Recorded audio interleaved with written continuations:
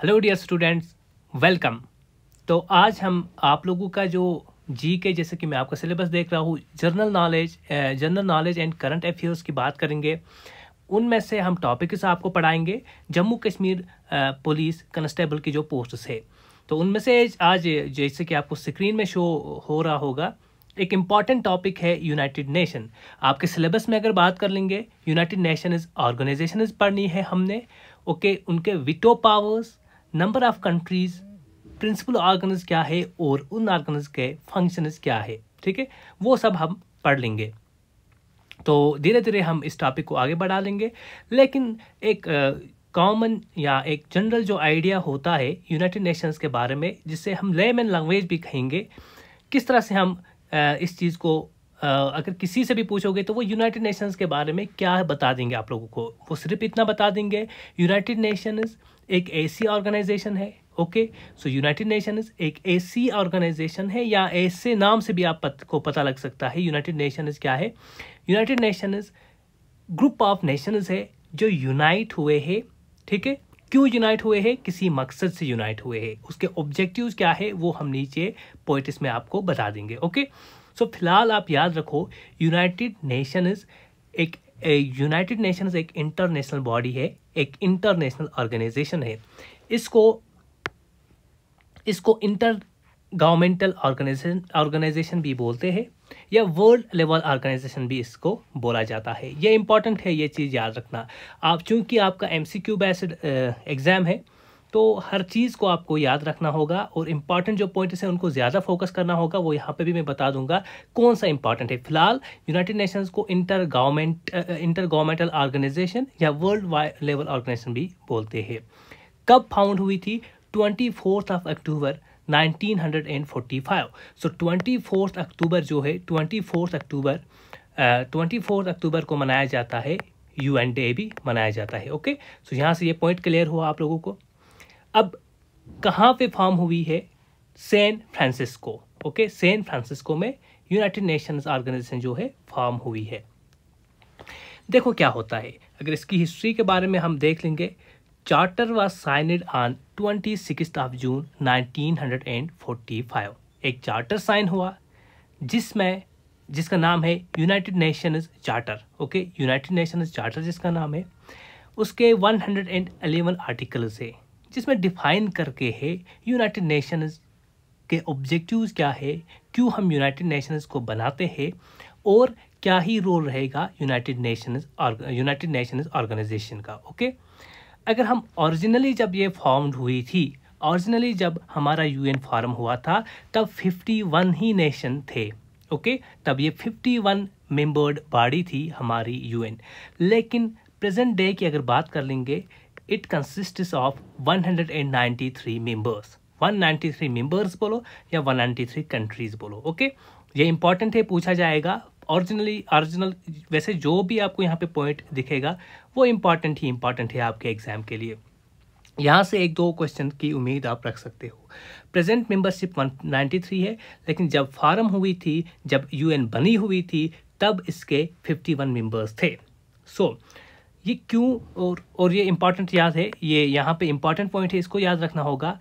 जो लेटेस्ट है 2011 में साउथ स्वीडन जो है, साउथ स्वीडन ऐड हुआ। ओके, सो 2011 में साउथ स्वीडन जो है वो 193rd मेंबर बन गया, किसका? UN का। ओके, अब क्यों बनी यूनाइटेड नेशंस ऑर्गेनाइजेशन? क्यों इसकी हमें ज़रूरत पड़ी? क्यों इसकी नीड पड़ी? वर्ल्ड वार फर्स्ट होने के बाद एक ऑर्गेनाइजेशन बनती है, उसके बाद उसका भी मैं आपको थोड़ा सा यहाँ पे बता दूंगा, ठीक है, आगे लेक्चर में। लेकिन याद रखो, सिर्फ और सिर्फ यूनाइटेड नेशंस ऑर्गेनाइजेशन, जैसे कि आपको पता है, सेकंड वर्ल्ड वार हुआ, उसके बाद बहुत सारी तबाही हुई, तो कुछ ममालिक जो है उन्होंने स्टेप उठाए, कुछ एक कंट्रीज़ ने एक स्टेप उठाई कि हम एक ऐसी ऑर्गेनाइजेशन बनाए जिसके लॉज रेगुलेशंस ऐसे रखे जो इंटरनेशनल सिक्योरिटी, इंटरनेशनल पीस को देख ले। कहीं पे भी किसी भी कंट्री, किसी भी दो स्टेट्स के दरमियान, स्टेट्स यानी मेरे कहने का मतलब है कंट्रीज़ के दरमियान, ओके, कहीं पे भी अगर कुछ ऐसा खदशा होता है कि वो वर्ल्ड वार में कन्वर्ट हो जाए या ज़्यादा डैमेज हो जाए, मास लेवल पे डैमेज हो जाए, उसको किस तरह से हम ओवरकम करें उसके लिए यूनाइटेड नेशंस ऑर्गेनाइजेशन बनी हुई है। Okay, so came into existence after world war second. Okay, क्या ऑब्जेक्टिव्स है? ऑब्जेक्टिव्स याद रखना, एक एक पॉइंट पूछा जाएगा, एक एक पॉइंट ऑप्शंस में दिया जाता है। Which of the following is not objective of United Nations. वहाँ पे ये सब ऑब्जेक्टिव्स दिए हुए होंगे, इनमें से कोई एक नहीं दिया होगा। ठीक है, तो आपको टिक करना है, करेक्ट आंसर जो है वो टिक करना है। अब क्या ऑब्जेक्टिव्स है? एक मेंटेन कर लेना इंटरनेशनल पीस। याद रखना, एक पीस होता है, दूसरा होता है इंटरनेशनल, यानी कि इंटरनेशनल लेवल पे पीस एंड सिक्योरिटी को मेंटेन करना। क्यों? क्योंकि वर्ल्ड वार सेकेंड के बाद इस ऑर्गेनाइजेशन को सबसे प्राइमरी प्रायोरिटी जो है वो यही थी कि इंटरनेशनल पीस और सिक्योरिटी जो है मेंटेन रहे। Protecting human rights, okay, delivering humanitarian aid. इसीलिए आप देखोगे कहीं पे भी मास लेवल पे अगर तबाही हो जाती है, यूएनओ जो है अपना एड आके वहाँ पे देता है। Okay, promoting sustainable development and upholding the international laws, और अपहोल्ड करना इंटरनेशनल लॉज। ओके, वो 111 111 आर्टिकल्स को रेगुलेट करना, इम्प्लीमेंट करना, ये काम है यूएन का। अगर हम पेरेंट ऑर्गेनाइजेशन बोलेंगे, जो मैंने आपको बता दिया कि एक पहले भी एक बॉडी बनी हुई थी जिसको LON भी बोल सकते हो आप, लीग ऑफ नेशंस बनी हुई थी, 1920 के आसपास बनी हुई थी ये ऑर्गेनाइजेशन। क्यों बनी थी भाई? लेकिन ये नाकाम हुई। वर्ल्ड वार फर्स्ट के बाद जो आपको पता है 1919 में वर्ल्ड वार फर्स्ट जो है वो एंड हुई, और उसके बाद इस ऑर्गेनाइजेशन को बनाया ताकि इसी तरह यही ऑब्जेक्टिव्स थे जो यूनाइटेड नेशंस के थे, लेकिन इतनी वो ताकतवर नहीं थी कि वो सेकेंड वर्ल्ड वार को रोक पाए। लेकिन अब हम देखते हैं यूनाइटेड नेशंस ने कहीं ना कहीं अपना काम जो है बड़े अच्छे से निभा रही है, और दुनिया को वर्ल्ड वार यानी कि दुनिया को डिफरेंट थ्रेट्स से बचा रही है। ओके, अब देखो futures of state to admit United Nations. कभी ये भी पूछा जाएगा क्या क्वालिफिकेशन है किसी कंट्री को मेंबर बनना यूनाइटेड स्टेट्स का। एक तो पॉपुलेशन होनी चाहिए, जाहिर सी बात है कंट्री है तो पॉपुलेशन होगी। ओके, पहला क्राइटेरिया कहीं पे भी मीट होगा। डिफाइंड टेरिटरी होनी चाहिए, ठीक है, एक डिफाइंड टेरिटरी होनी चाहिए। गवर्नमेंट होनी चाहिए, किसी भी फॉर्म की गवर्नमेंट हो, किसी भी टाइप की गवर्नमेंट हो, बट गवर्नमेंट होनी चाहिए। ओके, सॉवरेनिटी होनी चाहिए, यानी कि capacity to enter into relations with the others. अगर आपको मैं सिंपल से बता दूं, 4 ही ऐसे कंडीशंस है एडमिट होने के लिए, यूनाइटेड नेशंस के मेंबर बनने के लिए। पॉपुलेशन होनी चाहिए, डिफाइंड टेरिटरी होनी चाहिए, गवर्नमेंट होनी चाहिए, सॉवरेनिटी होनी चाहिए। ओके, अब उसके बाद हम बात कर लेंगे organs of UN. United Nations के क्या क्या ऑर्गन्स है? 6 ऑर्गन्स है यूनाइटेड नेशंस के।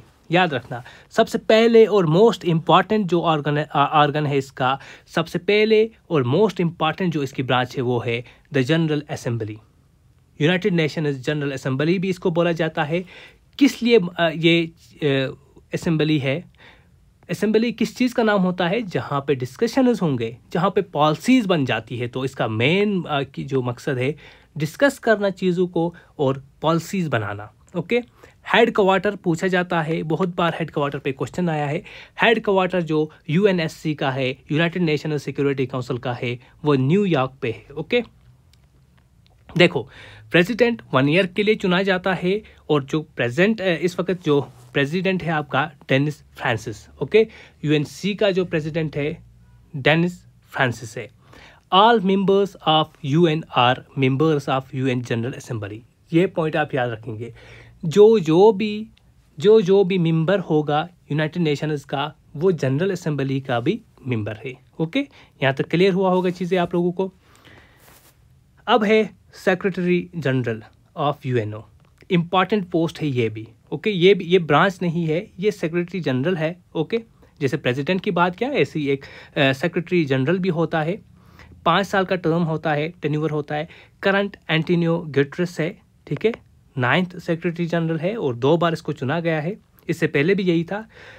लेकिन क्वेश्चन यहाँ कहाँ से आता है? देखिए, क्वेश्चन आपको या तो फर्स्ट से पूछा जाता है या तो लास्ट से पूछा जाता है, या कभी कभार क्या होता है, या कभी कभार कहाँ से पूछा जाता है, कभी कभार आपको इम्पॉर्टेंट पर्सनालिटी से पूछा जाता है क्वेश्चन। ओके, चलिए, फर्स्ट सेक्रेटरी जनरल कौन है? ट्रेगी लाई।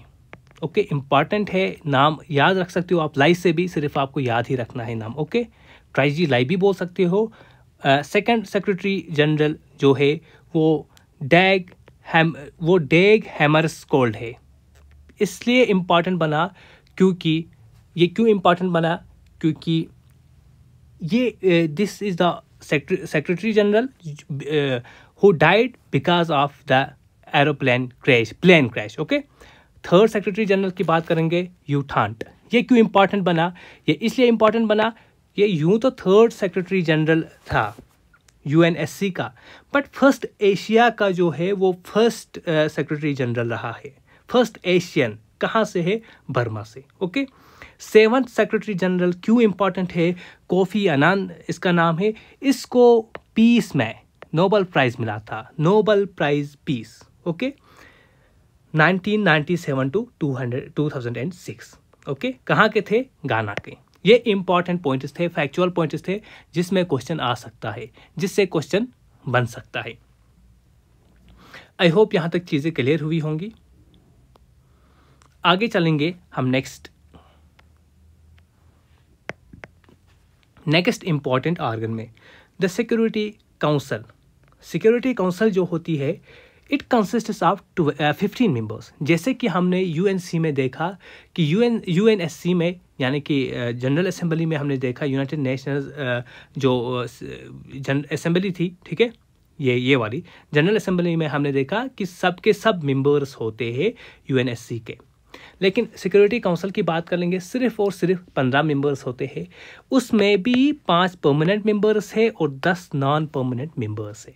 15 मेंबर्स में से 5 परमानेंट होते हैं जो कि पहले से ही है, ठीक है, और उनके पास एक इंपॉर्टेंट चीज़ है वेटो पावर। वेटो पावर वो इंजॉय करते हैं। अगर आपको पूछा जाएगा कितने मेंबर्स के पास वेटो पावर है, कितने मेंबर परमानेंट मेंबर्स है, 5 है, उन्हीं के पास वेटो पावर है। वेटो पावर का मतलब होता है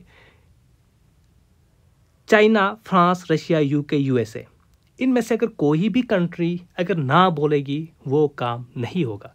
कोई भी रेजोल्यूशन अगर यूनाइटेड नेशंस असेंबली में आता है, अगर सारे के सारे जो मेंबर्स है वो एक फेवर में है, लेकिन उनमें से एक ही इनमें से अगर अगेंस्ट है उस बिल के या उस चीज़ के, उस डिस्कशन के अपोजिट है, तो वो अपना विटो कर सकता है वहाँ पर यूज़। विटो का मतलब वो ना करेगा, पूरी डिस्कशन खत्म हुई वहाँ पे, ठीक है ना।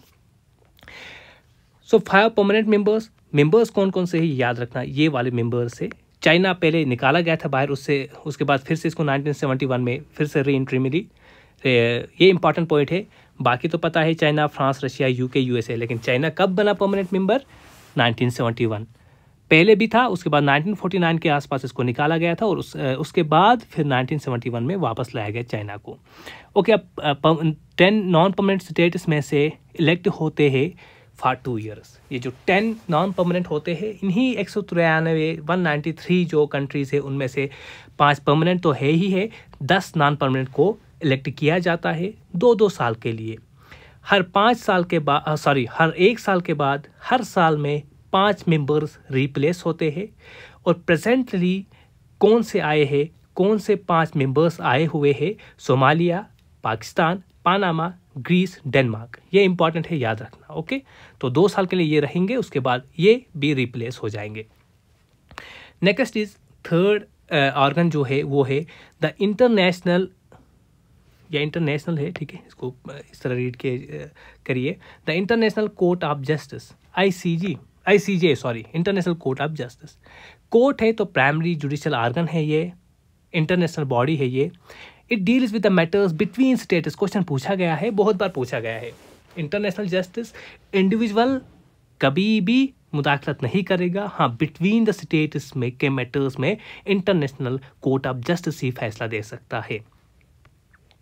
इसका जो हेडक्वार्टर है कहाँ लोकेट है? हॉज में, नेदरलैंड्स। प्राइमरी जुडिशियल ऑर्गन है यूएन का, और कब इस्टेब्लिश हुआ है? सेम डे 1945 पे बाय द यूएन चार्टर, वही ठीक है, बाय द यूएन चार्टर में। And court began work in by the UN charter, court began work in 1946। इससे पहले permanent court of international justice हुआ करता था। Okay, international court of justice से पहले सिंपली है इंटरनेशनल कोर्ट ऑफ जस्टिस जो है उसने रिप्लेस किया है किसको? Permanent court of international justice. Total जजेस आईसीजे में 15 होते हैं। जजेस की अगर एज देखेंगे, टर्म देखेंगे, 9 ईयर्स के होते हैं। एज नहीं होती है बल्कि उनका टर्म रहता है, 9 साल तक वो रहते हैं। ओके, यूएन, उसके बाद फोर्थ ऑर्गन है यूएन सेक्रेटेरिएट। कुछ खास नहीं है, बस एक एडमिनिस्ट्रेटिव ऑर्गन है, ठीक है, इसके बारे में कुछ खास नहीं है। ट्रस्टीशिप काउंसिल की बात कर लेंगे। ट्रस्टीशिप काउंसिल भी एक ऑर्गन हुआ करती थी यूएन का, लेकिन ये डिफंक हुआ, सीज इसके ऑपरेशन सीज हुए after independence of the pulao 1900। Pulao एक मुल्क है, उससे जो ही इंडिपेंडेंस पाया 1994 में, ट्रस्टीशिप काउंसिल डिफंक्शन हुआ। Okay, next organ is the economic and social council, इकोसोक भी बोला जाता है इसको। It is responsible for coordinating, नाम से ही पता चलता है इकोनॉमिक जो एक्टिविटीज़ है उनको देखता है, कोऑर्डिनेट करता है। इसका प्रेसिडेंट बीरॉय है। ऑफिशियल लैंग्वेज अगर हम बात कर लेंगे यूएन की, फ्रेंच है, अरबिक है, चाइनीज़ है, इंग्लिश है, रशियन है, स्पेनिश है, ठीक है। इनका निमोनिक मैंने यहाँ पे दिया हुआ है, फेसर्स के आप एक निमोनिक बना सकते हो। एफ आर फ्रेंच, अरबिक है, चाइनीज़ है, ई से इंग्लिश है, आर से रशियन है, स्पेनिश है। चूँकि ऑलरेडी देखो इसमें क्या है, अरबिक और स्पेन को आपको याद रखना है, बाकी सब जो परमानेंट मेंबर्स है उनकी ही लैंग्वेज है। जैसे फ्रांस है, फ्रेंच लैंग्वेज बोलते हैं, चाइना है, चाइनीज़ बोलते हैं, ओके, और रशिया है, रशियन, ओके, यूके और इंग्लिश। इस तरह से आप इसको याद रख सकते हो। डिप्टी सेक्रेटरी का पोस्ट भी क्रिएट हुआ था, डिप्टी सेक्रेटरी की सीट भी है, लेकिन ये 1997 के बाद ही सीट मिली इसको, ठीक है, यानी कि डिप्टी सेक्रेटरी के पोस्ट को क्रिएट किया गया। कोफी अनान, वो भी याद रखना, उसका भी बड़ा इंपॉर्टेंट रोल है इसमें। करंट डिप्टी सेक्रेटरी जनरल जो है वो अमीना जे मोहम्मद है। Okay, so first deputy secretary general जो रहा है वो लुइस फ्रेसी रहा है। तो ये था आपका यूनाइटेड नेशंस का आज का टॉपिक, बहुत ही इंपॉर्टेंट है। क्वेश्चंस एक दो आ सकते हैं, इन सब को आपको याद करना होगा, और हर एक चीज़ को मैंने इंपॉर्टेंट जो है इंपॉर्टेंट चीज़ें आप लोगों के साथ डिस्कस की हुई है। बाकी देखेंगे हम अगले लेक्चर में, ठीक है। मिलते हैं एक नए लेक्चर में आप लोगों के साथ, तब तक अपना ख्याल रखिएगा। Take care.